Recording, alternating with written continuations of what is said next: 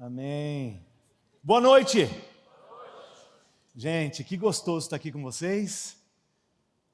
Vocês não acham que é gostoso estar aqui com vocês?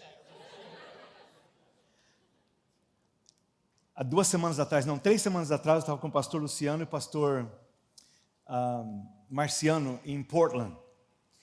E aí, ele falou assim, ô Kiko, cara, você nunca pregou nos jovens, né? Eu falei, eu acho que eu não... Porque aqui tem um standard, né, para você pregar para os jovens, entendeu? Tem que ser... Eu falei, cara, não, acho que eu não cheguei naquele nível ainda de estar aqui onde vocês estão, né? Ele falou, não, então vai lá. Eu falei, vou sim. Gente, é um prazer tão gostoso, tão bom estar com vocês. Essa igreja tem sido uma igreja amiga da gente de tanto tempo. E conheço seus pastores, sou grato pela vida do pastor Luciano, pastor Marciano, Rafa, e já ministrei aqui nos domingos, mas assim, essa casa tem sido uma bênção mesmo na minha vida. Já por anos conhecemos seus pastores, fazem quase 30 anos que andamos juntos, e é muito, muito bom estar com vocês nesses dias. E, amados, antes de qualquer coisa, eu quero estar realmente louvando ao Senhor pela vida dessa casa, que tem sido, assim, uma bênção para o mundo. Eu acho que vocês entendem que essa casa tem sido bênção para o mundo. Sabe, para o mundo. Deus tem abençoado muito o mundo em resultado de vocês aqui. Então, a gente é muito grato por aquilo que Deus está fazendo na vida dos jovens aqui, na vida dessa casa. E é gostoso estar entre amigos, é gostoso estar com vocês, amigos novos também, gostoso tê-los conosco. E eu creio assim que Deus vai falar muito com o nosso coração essa noite. Eu quero estar ministrando para você uma palavra sobre fogo. Fala fogo. Tem que falar mais assim com fogo. Aê! Querido, abra a tua Bíblia lá no livro de Atos, capítulo 28. Atos, capítulo 28. Eu quero ministrar para você uma palavra sobre fogo. Precisamos de fogo. Amados, a palavra de Deus diz lá no livro de Apocalipse que existia um povo, uma igreja que não era nem quente e nem fria. E porque eles eram mornos, diz lá a palavra que fazia mal ao ponto de vomitar. E querido, que Deus não quer que nós realmente sejamos pessoas mornas. Deus quer que sejamos pessoas do fogo. Amados, eu estou no Canadá já fazem 35 anos, então o meu inglês é ruim, o meu português está pior. Então, olha para o teu irmão assim e fala assim, tem paciência com ele. Porque eu vou acabar com as 2 línguas essa noite, tenho certeza. Vamos lá, Atos capítulo 28, versículos de 1 a versículo 7. Diz assim, quando já estávamos em terra, sãos e salvos, o background dessa passagem é que Paulo estava num navio que estava prestes a naufragar. E realmente naufragaram, e realmente era uma época na vida de Paulo que estava sendo muito, muito, muito dura, muito, muito triste. E diz assim, quando já estávamos em terra, sãos e salvos, quer dizer que eles quase morreram, soubemos que a ilha se chamava Malta. Os moradores dali nos trataram com muita bondade. Como estava chovendo e fazia frio, acenderam uma grande fogueira. Paulo juntou um feixe de gravetos e os estava jogando no fogo, quando uma cobra, fugindo do calor, agarrou-se na mão dele. Os moradores da ilha viram a cobra pendurada na mão de Paulo e comentaram, esse homem deve ser um assassino, pois ele escapou do mar. Mas mesmo assim, a justiça divina não vai deixá-lo viver. Mas Paulo sacudiu a cobra para dentro do fogo e não sentiu nada. Eles pensavam que ele ia ficar inchado ou que ia cair morto de repente. Porém, depois de esperar bastante tempo, vendo que não acontecia nada, mudaram de ideia e começaram a dizer que ele era um homem de Deus. Perto daquele lugar haviam algumas terras que pertenciam a Públio, o chefe daquela ilha. Ele nos recebeu muito bem e durante 3 dias nós fomos os seus hóspedes. O pai dele estava de cama doente com febre e disenteria. Paulo entrou no quarto, fez uma oração, pôs as mãos. Pôs o quê? Pôs o quê? Pôs as mãos sobre ele e o curou. Depois disso, os outros doentes da ilha vieram e também foram curados. Eles mostraram muito respeito por nós e quando embarcamos, puseram no navio tudo o que precisavam para a viagem. Vamos orar.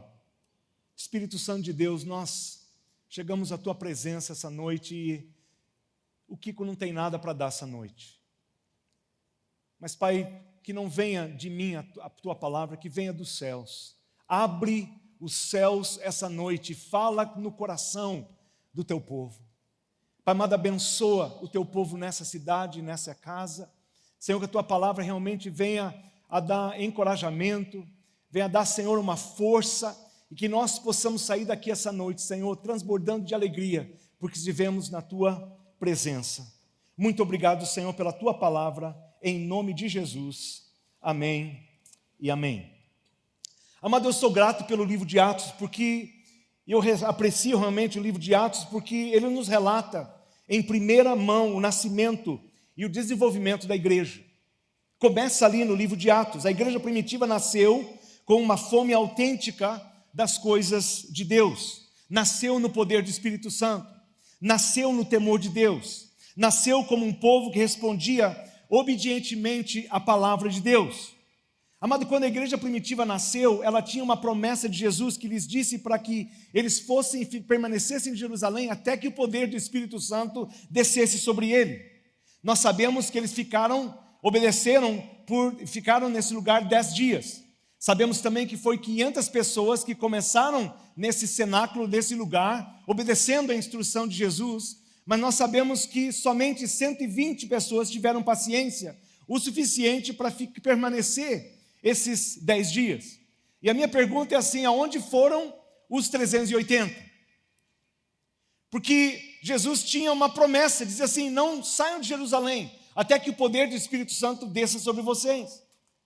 Mas somente no fim de 10 dias, somente 120 fizeram. Aonde é que foram esses 380? Amado, a realidade é que nem todos que recebem uma promessa veem essa promessa realizada. E por quê?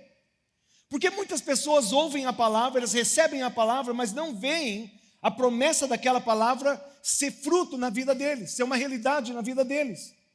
Porque, querido, nem todo mundo pode priorizar sua vida de forma a estar no cenáculo, estar em Jerusalém, quando o Espírito de Deus seja derramado. Mas eu sinto essa noite que tem jovens essa noite que estão nesse lugar dispostos a não realmente estar saindo antes daquilo que o Senhor prometeu para a tua vida. Eu creio que existem jovens essa noite que estão aqui dispostos a falar assim: olha, eu ouvi a voz de Deus e ninguém vai me arrancar de onde eu estou até que seja uma realidade aquilo que Deus prometeu na minha vida. Amado, desistir é muito fácil, qualquer pessoa desiste. Qualquer pessoa pode, a coisa mais fácil que tem é desistir. Mas eu creio que Deus procura hoje em homens e mulheres que permaneçam na palavra, permaneçam fiéis, permaneçam naquilo que Deus tem feito na vida deles. Amado, nesses dias estamos esperando por um derramar de Deus sobre nós. Vocês acabaram de sair de uma conferência, acabaram de sair de um mover, de uma conferência. E, amado, eu creio que aquilo que Deus falou no meio de vocês nessa conferência, Deus quer fazer muito na tua vida. Mas olha para o teu irmão e fala assim: tem que esperar, tem que perseverar, fala para ele. Amado, nesses dias nós estamos esperando realmente um fogo de Deus cair sobre nós. Sim, eu disse um fogo, repete comigo, fala fogo. Por quê? Porque o nosso Deus não é um Deus de fumaça. O nosso Deus é um Deus do fogo que consome. Na realidade, amado, se você olhar para a palavra, para a Bíblia toda, você encontra um fogo de Deus. De Gênesis a Apocalipse, você vê um livro que é sobre fogo. Foi fogo que Deus fez cair sobre o sacrifício de Abraão. Foi fogo que Deus conduziu os filhos de Israel à noite, foi com fogo. Foi o fogo de Deus em Levítico capítulo 9 que caiu sobre o altar. Quando eles colocaram o holocausto no altar, a Bíblia diz que o fogo caiu sobre aquele sacrifício. Mais adiante, no livro de 1 de Reis, no capítulo 18, nos conta a história de um profeta que ficou face a face com 450 falsos profetas de Baal. E diz a palavra de Deus que toda a nação estava num lugar de divisão, a nação estava passando por um problema sério, dúvida, confusão. E Elias estava no ponto de um monte Carmelo e disse: se Deus for Deus, então o sirvo. Se Baal for Deus, então o sirvo.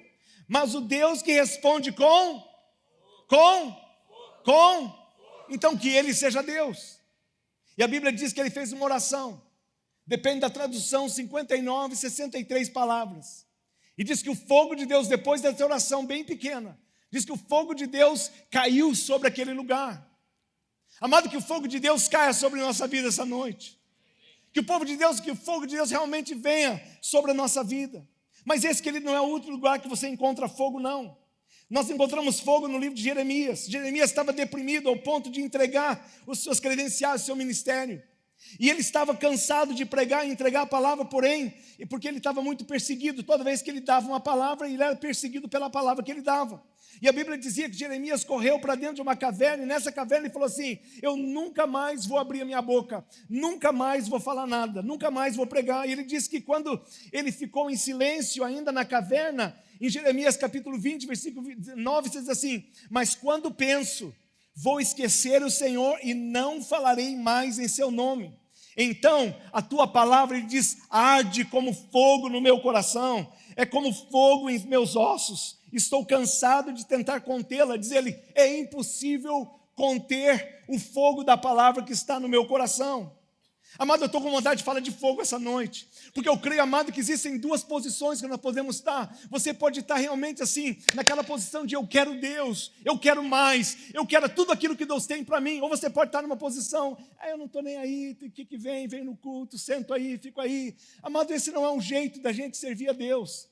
Amado, eu creio que esse mundo, essa nossa cidade, nós precisamos de pessoas que realmente sejam, assim, fiéis ao Senhor mesmo, sabe? Assim, o meu compromisso com Deus é um compromisso sério com Deus. Eu não estou brincando, não. Eu não vivo nos dois mundos, um dia aqui, outro dia ali. Pessoas que não fazem assim, sabe, não tem aquela direção, não tem aquele foco de Deus. E, amado, sabe o que te sustenta nos caminhos do Senhor? É o fogo do Senhor.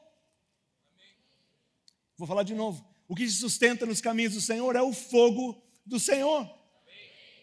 No livro de Apocalipse, quando João foi deixado sozinho numa ilha chamada Patmos, naquele lugar feio, destituído, abandonado, ninguém chamando ele para pregar, ninguém aplaudindo ele, mas diz a palavra que ele estava no Espírito no dia do Senhor, e por trás dele eu vi uma voz que dizia assim: eu sou o Alfa e o Ômega, o começo e o fim, eu sou aquele que foi e aquele que está por vir. E João virou-se para ver quem que estava falando com ele, e ele disse que quando eu me virei, não vi assim, eu só vi uns pés como de bronze, eu vi os olhos como fogo, e tinha uma voz como o som de muitas águas. Ele tem uma visão de Jesus, não um Jesus cheio de sangue, confinado num pau de madeira, não um Jesus sofrendo, não aparentemente sozinho, mas ele não tem uma visão de um cordeirinho fraquinho, e sim de um leão que ressuscitou dos mortos. É um Deus de fogo. Eu sinto, amado, que Deus quer derramar sobre a tua vida, sobre a minha vida, um fogo da presença dele, querido. Amado, existem pessoas deprimidas e pessoas que estão realmente sem chance, sem visão de vida, sem perspectiva, amado. E eu creio que Deus quer realmente encontrar você essa noite. Eu creio que existem pessoas nesse lugar que estão dessa maneira. A solução para a tua vida é o fogo de Deus. Amado, eu sinto esse fogo no meu espírito. De Gênesis a Apocalipse, é o fogo de Deus. Nós vemos no livro de Atos, capítulo 1, Deus subindo aos céus numa nuvem. Daí no capítulo 2, o fogo cai. E aqui nós estamos no último capítulo de Atos e ainda estamos falando sobre fogo. E, amado, existem somente 4 coisas que eu quero falar sobre esse texto que nós lemos. 4 coisas sobre fogo, sobre esse texto, que nós vemos como verdades nesse texto, que fala sobre fogo. E aquilo que nós estamos precisando. A primeira coisa que eu quero dizer para você sobre isso é o seguinte: é que sempre terá um fogo te esperando. Repete comigo: sempre terá um fogo te esperando. Olha o que diz lá em Atos capítulo 28, versículo 1 e 2. Quando já estávamos em terra, sãos e salvos, soubemos que a ilha se chamava Malta. Os moradores dali nos trataram com muita bondade. Como estava chovendo e fazia frio, acenderam uma grande fogueira. A Bíblia diz, queridos, que eles tiveram um naufrágio, eles desembarcaram nessa ilha chamada Ilha de Malta. Agora, Malta é um lugar comum, mas é aparentemente um lugar assim que não tem nada especial em Malta. Mas quando você olha o significado da palavra Malta, ele vai abençoar a tua vida, porque Malta significa doce como mel. doce como mel. Eles saíram de um naufrágio para entrar num lugar que era doce como mel. Eles saem de uma posição de, será que eu vou viver?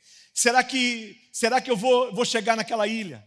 Será aquela posição de naufrágio, de a coisa está descendo, está caindo, a água está subindo no barquinho. Será que eu vou realmente sair dessa? E ele vai para um lugar chamado doce como mel. Não esquece, querido, que naufrágios pode levá-lo para um lugar que é doce como mel. Quantos de vocês aqui, queridos, na vida já passaram por um naufrágio? Você sabe o que eu estou falando quando eu falo por naufrágio? Não estou falando do físico, não estou falando de um barco que afunda, não. Eu estou falando assim, quando vocês podem testemunhar que às vezes foi o naufrágio que levou você a uma fé que foi incomum. Quantos de vocês podem testemunhar que foi uma dificuldade que levou a uma nova vida? Quantos de vocês podem testemunhar que foi o caos, a loucura de um naufrágio que te levou para um lugar de bênção que você não podia nem explicar? Incrível, amado, como o naufrágio pode levar uns ao desespero e outros a uma posição, uma solução, uma posição de vitória. Eles olham e dizem assim, estou melhor hoje do que antes do naufrágio. Eu olho para a minha vida e vejo assim, olho para trás e falo assim, puxa, quando eu pensei que estava tudo terminado, quando eu pensei que Deus já tinha me deixado, aí Deus me sustenta e me tira daquele lugar que na hora que eu estava passando por aquela dificuldade, parecia que nunca ia acabar. Parecia que eu não ia sair dessa. Mas Deus é um Deus que sustenta a gente. Vocês sabem da história, se vocês já estiveram aqui, eu acho que eu contei, mas alguns de vocês não sabem. Sabe, eu fui para o Canadá em 1987. Não fui assim porque eu era um cara que estava... Eu fui fugindo de Deus. Eu era piloto de avião, saí daqui, fui para o Canadá e tal. Sabe quando você sai de um lugar que você pensa assim, eu tinha um chamado de Deus na minha vida, mas eu estava fugindo desse chamado. E quando eu saí daqui, eu era um Jonas. Sabe a história de Jonas na Bíblia? Eu era um Jonas. Fala assim, fala para o teu irmão, fala assim, ele era um Jonas. O Jonas, Deus falou assim, vai para Nínive. E o Jonas foi para um outro lugar completamente diferente. Foi a mesma coisa comigo. Quando eu chego no Canadá, vou encurtar a história. Quando eu chego lá, o meu welcome to Canada, o meu bem-vindo ao Canadá era 3 dias de prisão. Foi o meu welcome no Canadá. Foi ali que eu pensei assim, bom, agora está ruim para o meu lado. E quando vocês sabem que quando a coisa está ruim para você, gente que nunca orou, eu estava voando uma vez de Manila, de Hong Kong para Manila. Estava sentado do lado de uma senhora, eu estava tentando falar com ela, eu vi que ela estava bem apreensiva, e eu estava tentando conversar com ela, e tudo legal, vai estar tudo bem, estava assim, sabe? E eu falei assim, queria orar com ela, estava balançando, mas ela falando, gente, vai estar tudo jóia. E ela falou assim, não acredito em Deus não, que Deus nada, não tem Deus. E eu falando assim, não senhora, vai estar tudo bem, e não tem Deus, e olha o que está acontecendo. E assim, ela estava bem tensa. E eu tentando ministrar ela, acalmar, e ela, não acredito em Deus não, que esse negócio de crente, que esse negócio de... Eu falei, ok. De repente, aquele avião desce assim uns... Sabe aqueles... Aqui vai. Quando caiu tudo de cima, foi aquela boa... Todo mundo berrando. Ah! Ela olhou para mim e falou assim, pastor, vamos orar. Eu falei, você não acredita em Deus? Eu olhei para ela e falei assim, você não acredita em Deus? Porque vai orar por quê? E ela falou assim, não, e será que nós vamos morrer? Eu falei, eu não sei. Mas se a senhora morrer, vai para onde?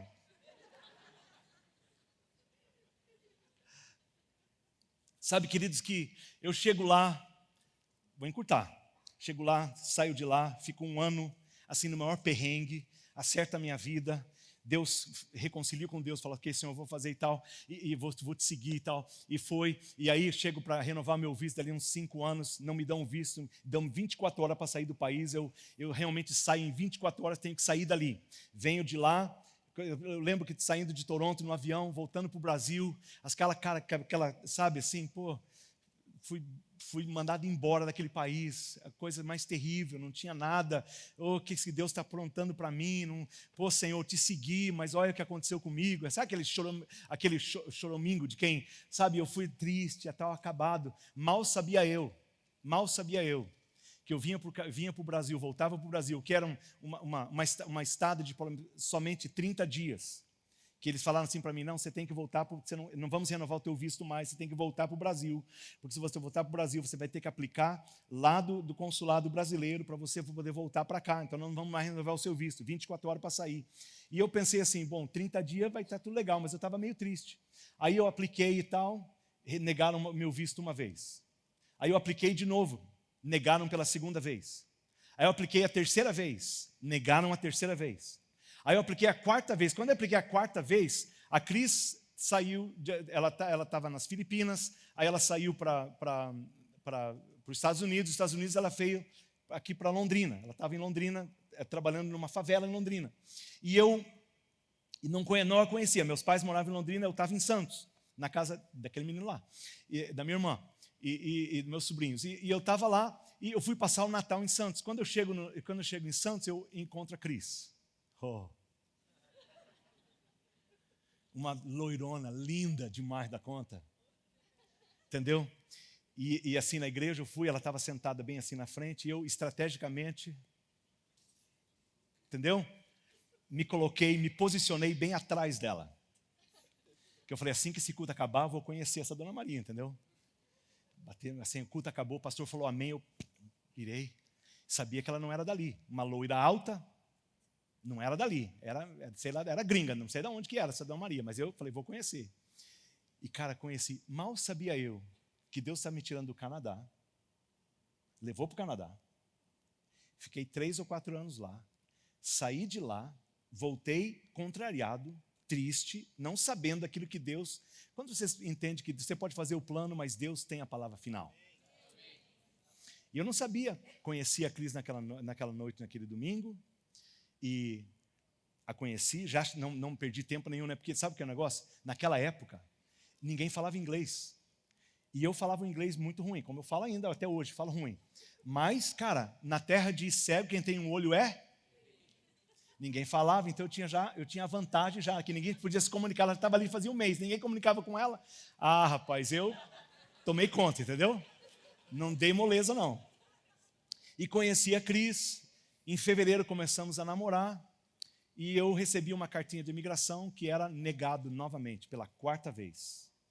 Fui no consulado, me deram aquela cartinha de negado. Quando eu entrei no metrô para ir embora para Santos, eu pensei assim, bom, a Cris quer ficar aqui, ela gosta do Brasil, quer ficar aqui. As portas do Canadá estão fechadas mesmo, nunca mais vou voltar para lá, tenho certeza. Então, já tentei 4 vezes, fui negado 4 vezes, não vou tentar mais, é coisa de burro. Sentei lá, estava indo, voltando para Santos, Deus fala comigo assim, fala assim, esse não veio de mim. Uma palavra, Deus assim falou comigo, esse não veio de mim. E eu falei assim, nossa, voltei para o consulado. Chego no consulado, sento, no consulado Avenida Paulista, sento ali, tremendo que nem uma vara verde. O guardinha vem conversar comigo, era 4 horas da tarde, quando todo mundo já tinha saído. O guardinha falou assim, senhor, o senhor está esperando alguém? Eu falei, cara, não. Mas eu tirei a carta e falei assim, eu quero falar com o cara que assinou essa carta aqui. O cara que assinou a carta, o nome dele é Jim Campbell. Jim Campbell era o vice-cônsul do Canadá no Brasil. E ele olhou assim, foi lá para dentro, daqui a pouco veio esse Jim Campbell, cara muito altão, chegou ali e falou assim, Mr. Seixas, você quer falar comigo? Eu falei, quero. Eu não sabia o que falar para ele, eu olhei para ele e falei assim, o que você quer? Eu falei assim, eu não aceito esse não. Ele olhou para mim, olhou para a carta, olhou para mim, olhou para a carta, e falou assim, volta amanhã às 10 da manhã. Eu falei, ok. Voltei às 10 da manhã. No outro dia sentei, já não foi aquela entrevista pela janelinha, sabe aquela entrevista pela janelinha? Já foi, o cara me levou dentro da sala dele. Na sala dele ele estava numa mesa, assim, um lugar muito legal, tinha um bando de arquivos, arquivos, né? Assim, desse tamanho. Ele sentou e ele falou assim, Mr. Seixas, eu chamei você aqui, porque, está vendo esses files aqui? Eu falei, sim. Ele falou assim, esses files aqui é a tua vida no Canadá, tuas aplicações que foram negadas 4 vezes. Eu falei, ok. Ele falou, eu quero que você entenda que você nunca mais vai voltar para o Canadá. Você está tentando, já tentou 4 vezes, foi a mesma resposta. Eu quero saber se você tem algum problema de entender. Não. Quer que eu fale em português para você? Ele estava falando em inglês comigo. É não, no, não. Você nunca mais vai voltar para o Canadá. Você entendeu?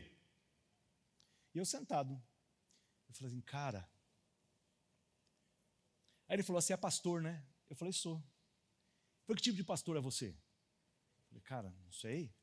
Pastor? Ele falou, eu sei que você é um pastor que nem... Não sei se vocês ouviram falar de Jim Swagger, Campbell. Esses dois pastores são muito renomados lá, naquela época nos Estados Unidos, e os dois caíram moralmente. E assim, um escândalo em finanças, escândalo moralmente, coisa terrível. E ele falou, você é um que nem um deles, né? E eu sentadinho. Ele falou, você acha que eu vou deixar você ir lá para você roubar do canadense? Eu sentado. Aí foi assim, eu falei, bom, esse cara não vai me deixar mais lá.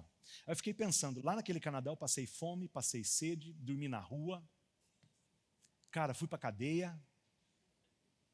Cara, passei um perrengue tremendo. E eu não estou nem aí com esse cara não. Ele falando e eu pensando. Sabe quando você abre a boca para falar? Lembra da mula de...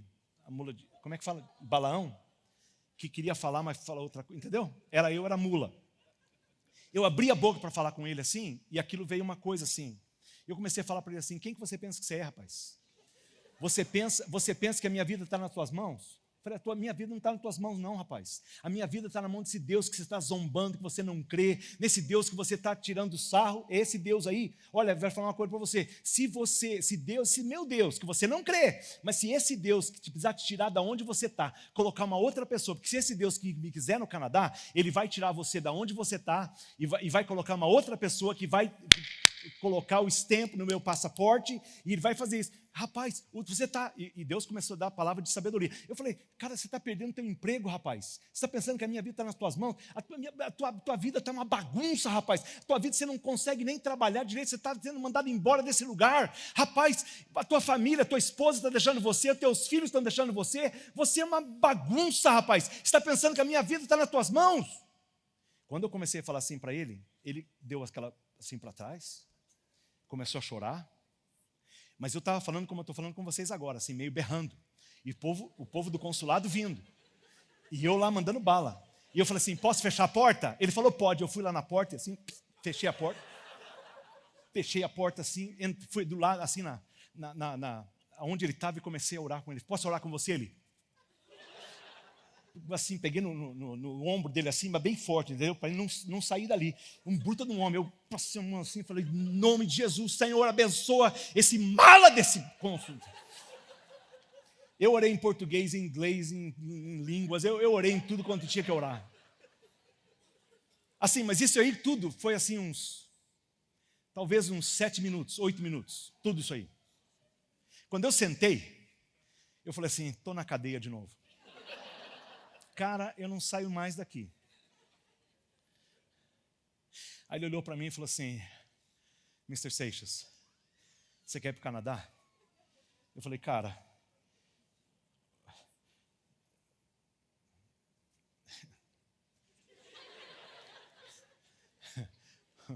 o Papa é católico? É lógico, né? Lógico que eu quero ir para o Canadá. Aí ele fechou um cara lá, chegou assim, falou, Mr. Seixas aqui, eu quero que você dê o nosso papel de imigração para ele. Ele vai sair daqui hoje com o papel de imigração.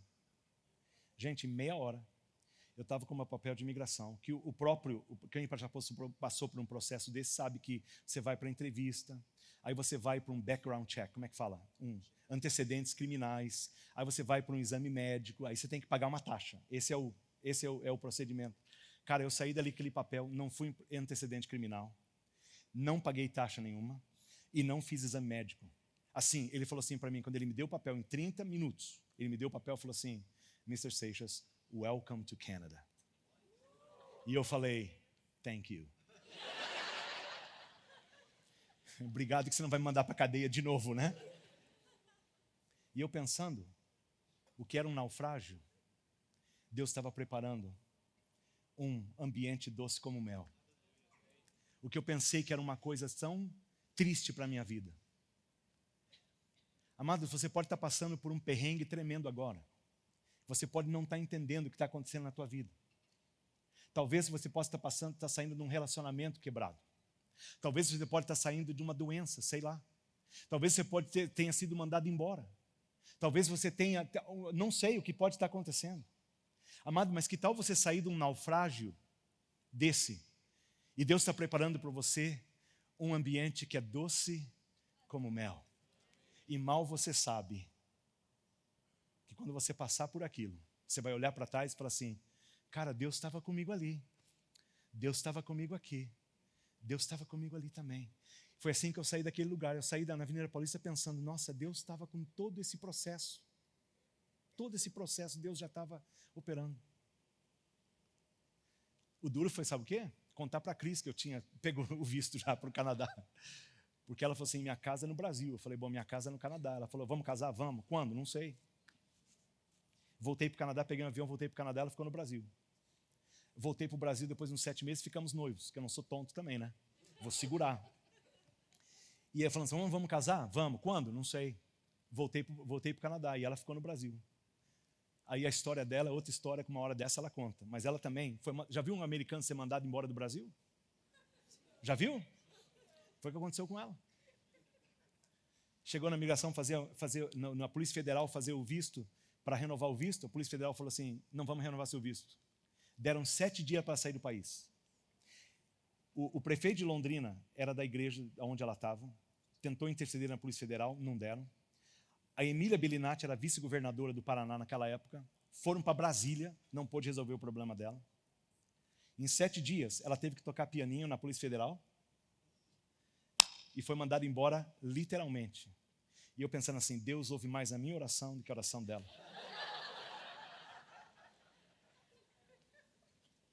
Amado, se Deus é por nós, quem será contra nós? Amado, olha para a tua vida agora e começa a louvar Deus pelos problemas que você está passando.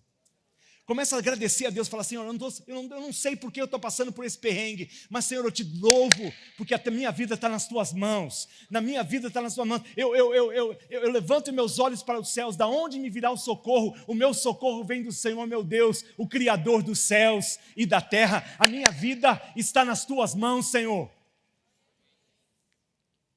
Segunda coisa que eu quero falar nesse texto é o seguinte, você só pode manter o fogo na medida em que você superar suas desculpas da carne.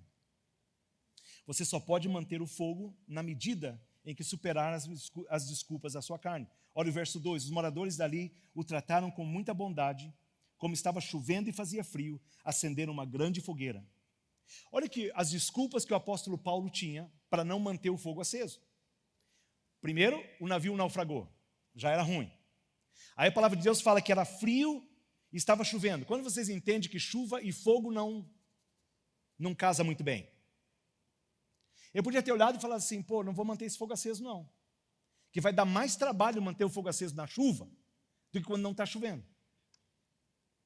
Amado, Deus não o livrou sobrenaturalmente da tempestade como fez com Jesus. Ele podia estar pensando assim, por que ele não fez isso?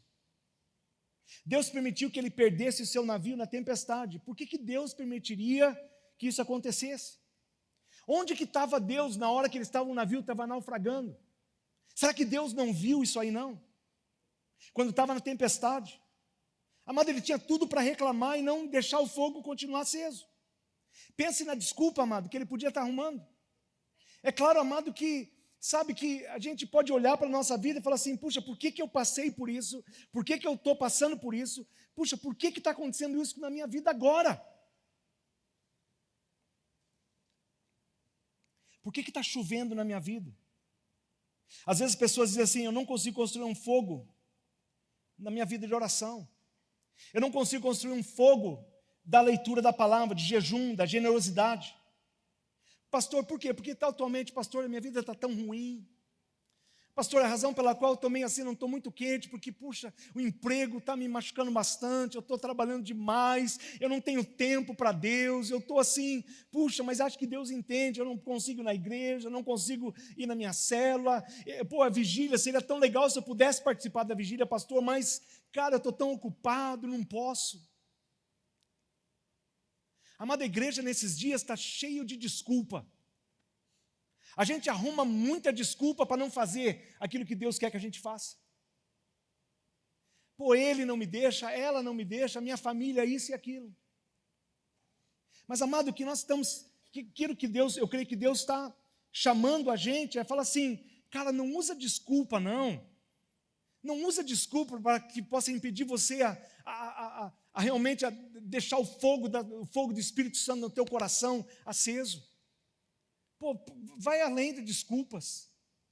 A minha Bíblia, querido, faz entender que se você anda no Espírito, você não pode satisfazer, você não vai satisfazer a concupiscência da carne. Mas se você decidir acender uma fogueira espiritual na sua vida, você pode ter certeza que vai vir uma tempestade. Mas não importa o que acontece, amado, não arruma desculpa para não acender uma fogueira, para não manter um fogo aceso. Não arruma desculpa para não orar, não arruma desculpa para não estudar a palavra, não arruma desculpa para não dizimar, não arruma desculpa para não jejuar, não arruma desculpa para não vir à casa de Deus, para participar de uma célula, evangelizar. Apesar disso, tudo isso pode acontecer. Nós sabemos, amado, que ainda que aconteça todas essas coisas, eu não vou arrumar uma desculpa, eu vou seguir o meu Deus.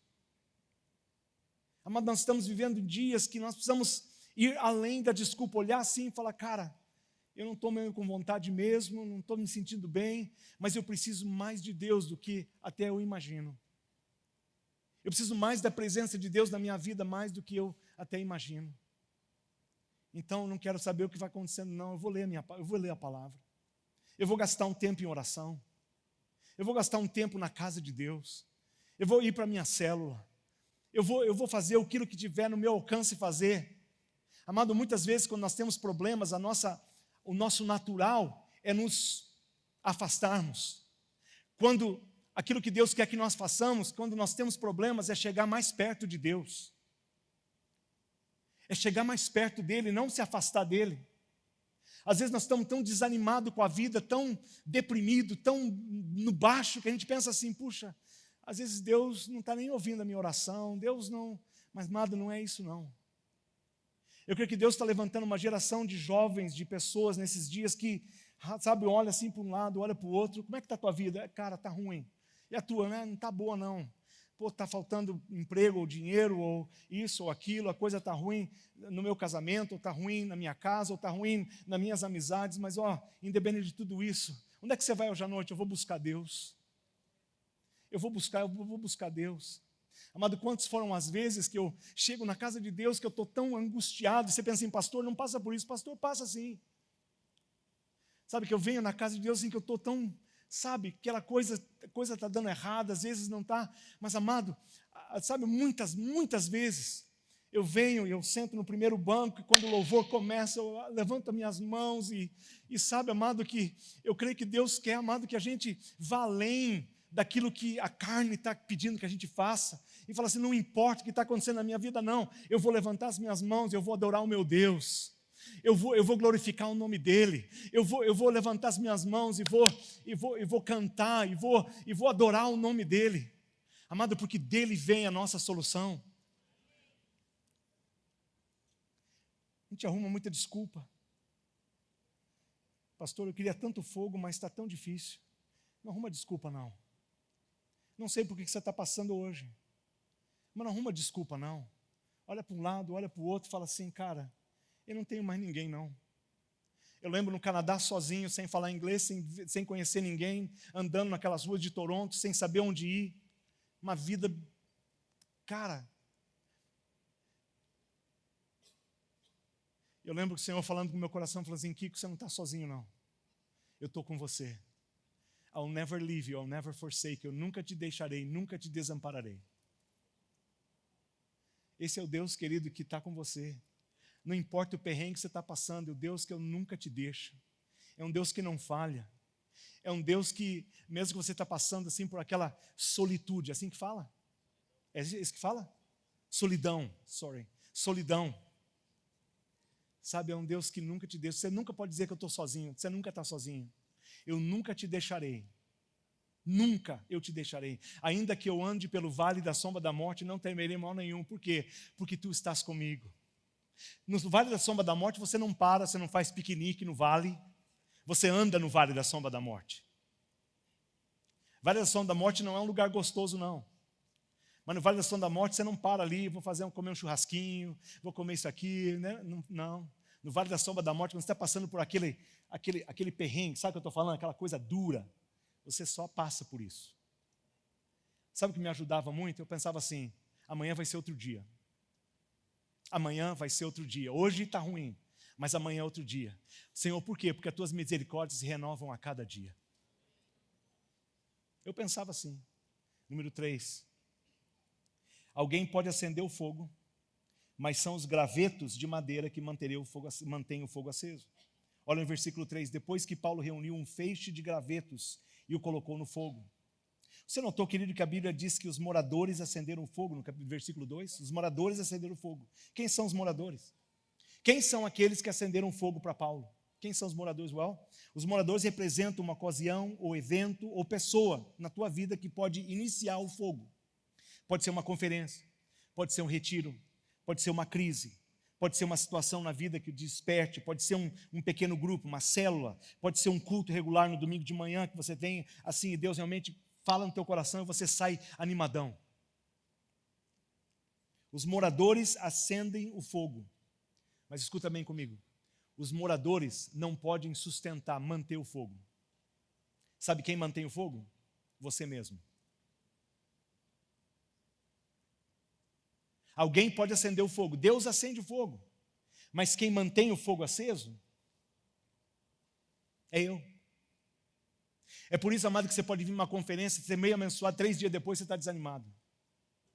É por isso que, sabe, assim, ainda que a conferência ajude e tal, seja uma bênção, mas se você não manter, cara, você não consegue andar.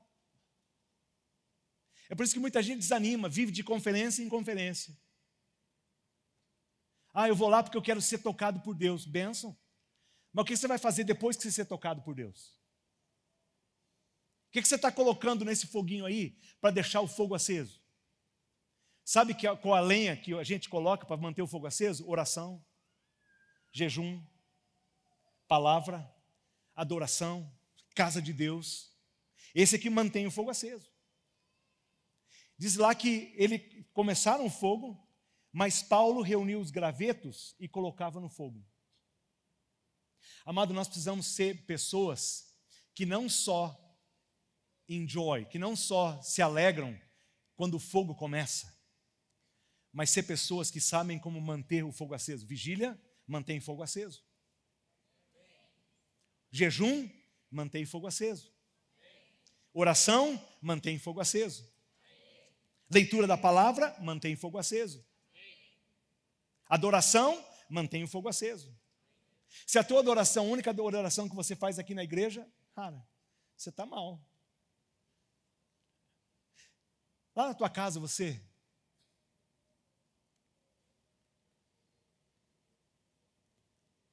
sabe o que me mantém, querido? Igreja é uma bênção, mas sabe o que me mantém? É o dia a dia, na minha casa. Eu vou para o escritório bem cedo, 5 da manhã, levanto as minhas mãos, vou lá para o lugar como esse, assim, não tão grande como esse, mas... Senhor, obrigado pelo dia. Pai, obrigado pela dádiva do dia de hoje. Senhor, obrigado, Senhor, porque Tu hoje tem uns planos para a minha vida. Senhor, obrigado porque Tu me trouxe nesse lugar. Obrigado, Senhor, porque Tu está com a Cris, está com a Gabriela, está com a Letícia hoje, Senhor. Pai, obrigado, Senhor, porque a minha vida está nas Tuas mãos. Tu tens um propósito para a minha vida hoje, Senhor. Eu me coloco nas Tuas mãos. Sabe? Adorarei. Eu vivo, Senhor, só para Te adorar, porque Ele vive, posso crer no amanhã, porque Ele vive, temor não há. Mas eu bem sei, eu sei que a minha vida está nas mãos do meu Jesus que vive. Manter o fogo aceso. Olha para o teu irmão e fala assim, mantenha o fogo aceso.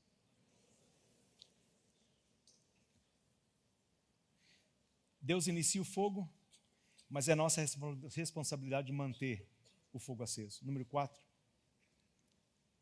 Espere oposição quando estiver determinado a acender o fogo, a manter o fogo. Versículo 3, versículo 5. Quando Paulo reuniu um feixe de gravetos e colocou no fogo, uma víbora expulsa pelo calor se agarrou na sua mão. Verso 5. Mas ele sacudiu aquela criatura no fogo e não sofreu nenhum dano. À medida que você acende uma fogueira, as coisas podem piorar para você. É aquele negócio, você chega mais para Deus e parece que a coisa, quanto mais perto de Deus eu chego, a coisa, pastor, você não imagina o que está acontecendo. Olha para o teu irmão e fala assim, persevera. Paulo estava querendo manter o fogo aceso e de repente uma cobra saiu do meio do graveto que ele pegou. Presta atenção, presta atenção. O fogo não criou a cobra sempre estava ali. O que aconteceu foi que o fogo expôs a cobra.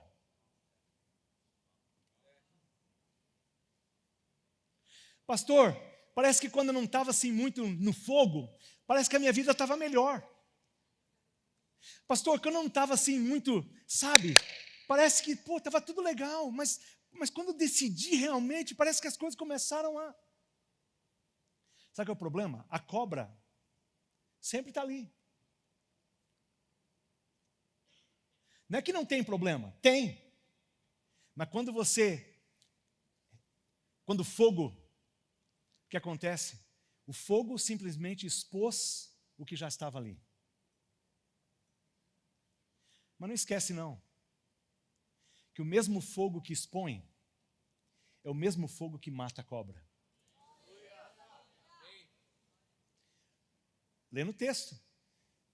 Cobra, o fogo, ele pega os gravetos, a cobra sai, pega na mão dele.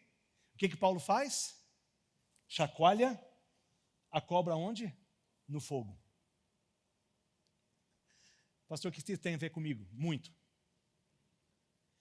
Sabe que quando você chega mais perto, assim, o fogo está, e a coisa começa a acontecer, você não fica preocupado, não. Você fala, cara, quanto mais perrengue, mais coisa dura acontecer, mais no fogo eu vou estar, mais no fogo eu vou fitar, porque esse fogo, o mesmo fogo que expôs o problema, é o mesmo fogo que vai destruir o problema.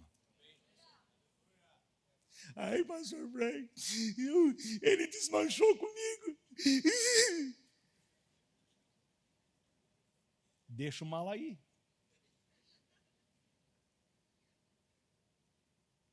Ai, pastor Frank, agora eu assim decidi realmente buscar Deus e Ele me deixou.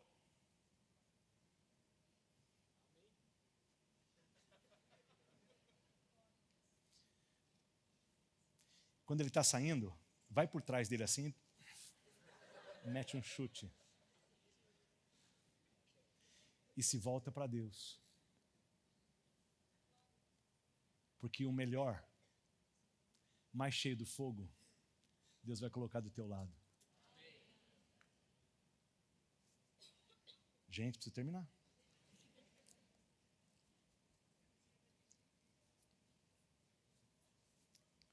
Último. O lugar que o inimigo te fere é o lugar onde Deus quer mais te usar. Paulo juntou um feixe de gravetos que estava jogando no fogo quando a cobra, fugindo do calor, agarrou-se na mão dele. Verso 8.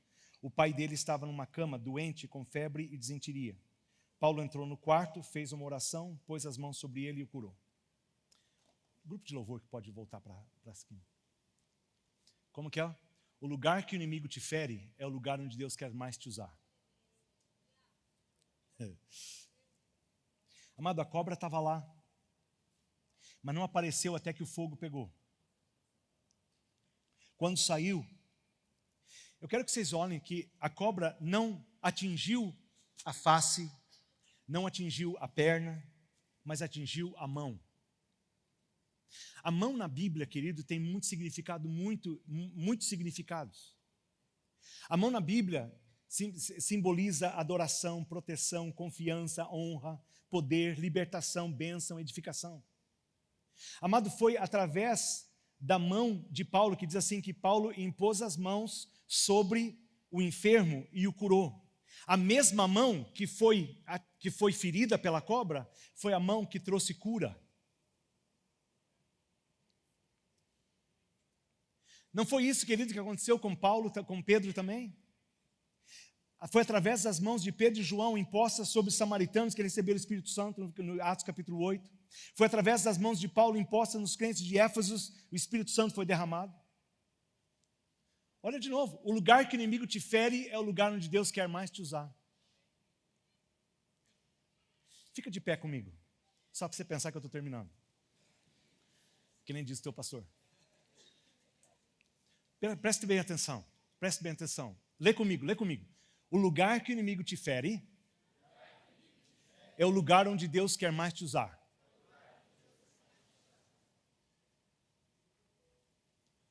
Pastor, o que você está falando? Here's what I'm saying. Eu fui abusado sexualmente dos 7 aos 11 anos.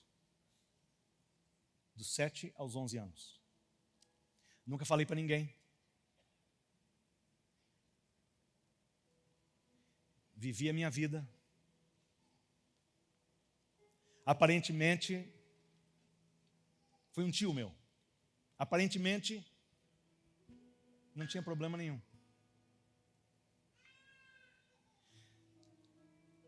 Não caí para aquele... Muitas são as experiências de pessoas que eu li muito sobre isso. Que afeta, me afetou.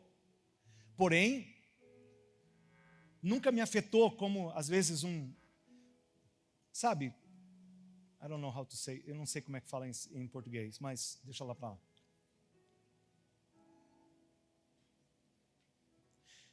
Casei com a Cris, contei para ela no dia do nosso casamento, which was terrible,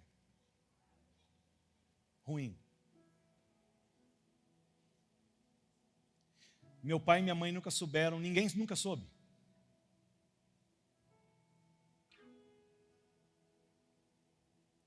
Mas quando eu casei com a Cris, eu pensei assim, cara, eu tenho um problema.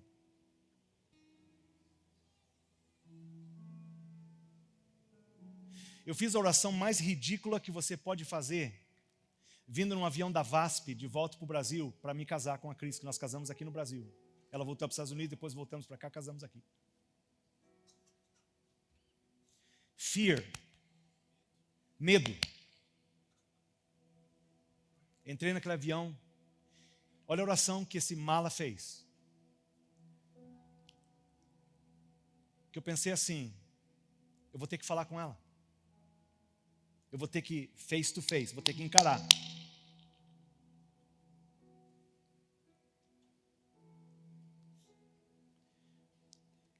E eu falei assim, Senhor, tomara que esse avião não chegue no São Paulo. Ainda bem que Deus não ouve toda a besteira que a gente fala da boca, né, gente? Eu pensei assim,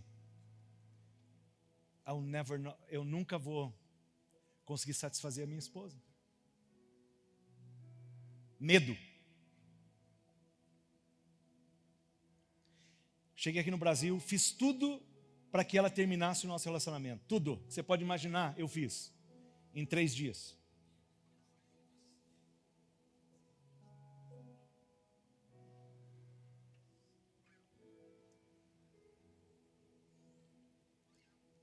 Casamos. Conversei com ela. Chris is amazing. Ela é uau.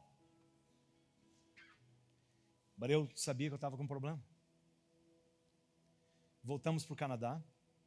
By the way, the night was good. A noite foi boa.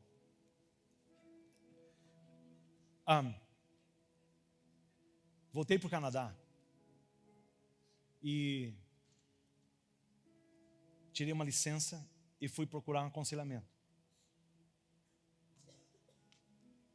Shame, vergonha. 6 meses. 6 meses terríveis. Mas os melhores 6 meses da minha vida.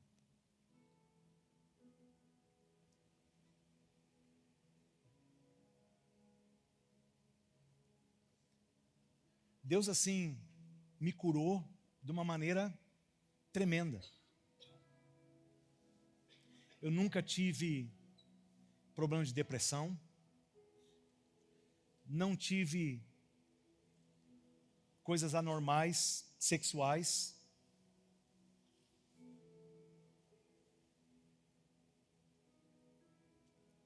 Mas sabe que Deus pode usar aquilo que what the devil meant for bad, o que o diabo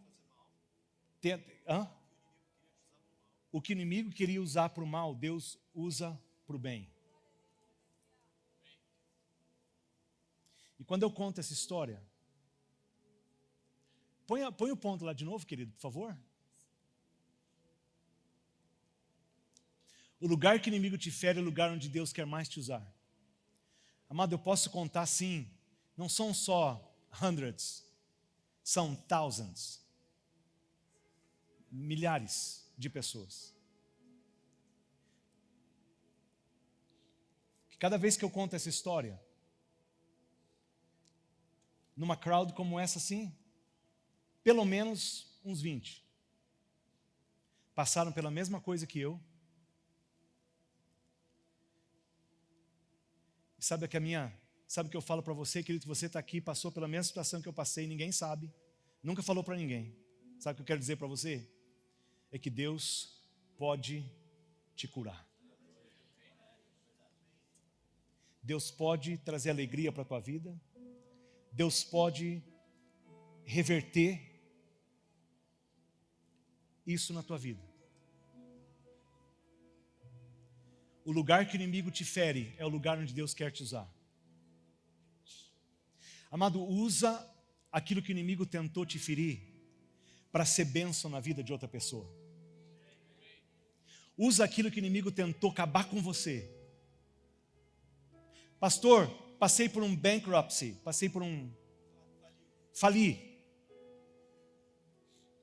Usa para trazer esperança, porque Deus pode reverter. Quero dizer para você essa noite, querido, que você precisa, sabe do quê? De fogo. Fogo de Deus. O lugar que o inimigo te fere é o lugar onde Deus quer mais te usar.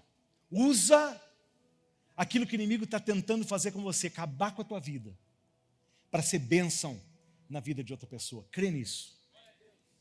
Crê nisso. Aleluia. Pai, no nome de Jesus. Pai, nós cremos, Senhor, não colocamos nas tuas mãos, Pai. Nós necessitamos de Ti, essa é a realidade. Realidade, Senhor, é que nós não podemos fazer nada sem Ti. Nós necessitamos da Tua mão, necessitamos da Tua graça, necessitamos do Teu amor.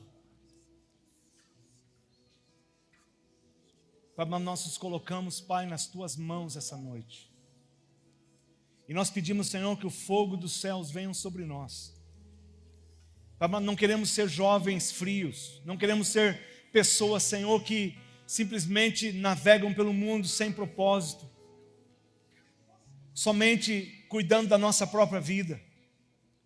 Entendemos que Tu tens um propósito que vai além de nós.